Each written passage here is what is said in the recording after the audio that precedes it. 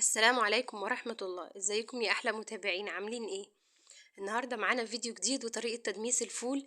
طبعا بقى دي من تجهيزات وتحضيرات رمضان ان احنا نحضر الفول للسحور، وحاجة كده ما شاء الله نظافة وطعامة وجمال.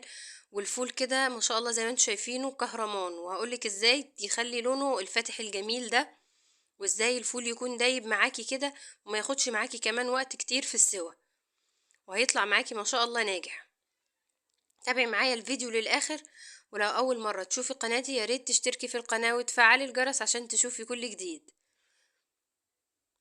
بصوا حاجة كده ما شاء الله، والمية بتاعته تقيلة كده وجميلة، وتوفير ونظافة ما شاء الله اللهم بارك.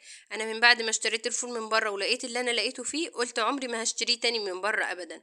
طبعا أنا مش بشكك في أي حاجة، في ناس عندها ضمير وحاجاتهم بتكون نظيفة، وفي محلات بتكونش قد كده برضو، فأحسن حاجة إن احنا نعمل حاجتنا في البيت وتكون نظيفة وضامنينها. طبعا معايا هنا نص كيلو من الفول.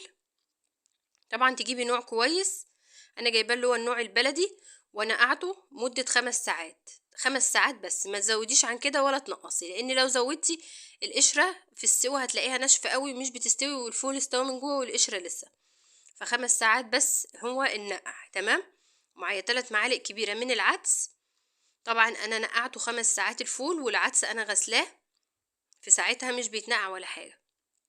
3 معالق كبيرة من العدس، وجزراية مبشورة، وطماطماية، وليمونة بحالها تحطيها بحالها كده، وتحطي 3 فصوص توم.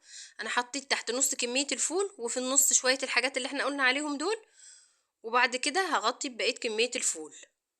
طبعا بقى في دماسة في حلة مش هيفرق حاجة، هيطلع معاكي حلو زي الفول ان شاء الله لو مش عندك دماسة. وهنا معلقة صغيرة من الكركم،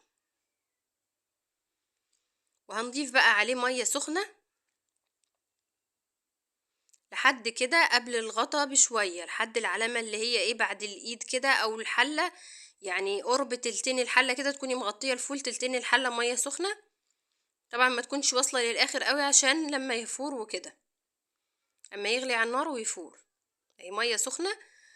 تخلي بالك لازم تكون المية سخنة، وكل على النار كل شوية لما تضيفي له المية لازم تضيفيها له تكون سخنة. او كده الفول بتاعي بيغلي، شايفين ما شاء الله لونه عامل ازاي في الغليان. يا ريت بقى في الحركه دي تخلي الغطا كده موارب، ما تغطيهاش كامل زي عشان ما يفرش ويبوظ لك الدنيا. وهنا الفول بتاعي بعد ما استوى وقعد على النار حوالي 3 ساعات ونص. شايفين الجمال والكميه ما شاء الله. نص كيلو الفول ب16 جنيه، عمل معايا 6 اكياس وطبق كبير، يعني 7 اكياس من الفول، الكيس بحوالي 7 جنيه او 8 جنيه. يعني حاجة كده ما شاء الله توفير ونظافة. يا رب الوصفة النهاردة تكون عجبتكم والفيديو يكون عجبكم. لو أول مرة تشوفوا قناتي ياريت تشتركوا في القناة وتحطوا لي لايك وتدعموني بكومنت جميل زيكم. أشوفكم في فيديو جديد ووصفة جديدة. مع السلامة.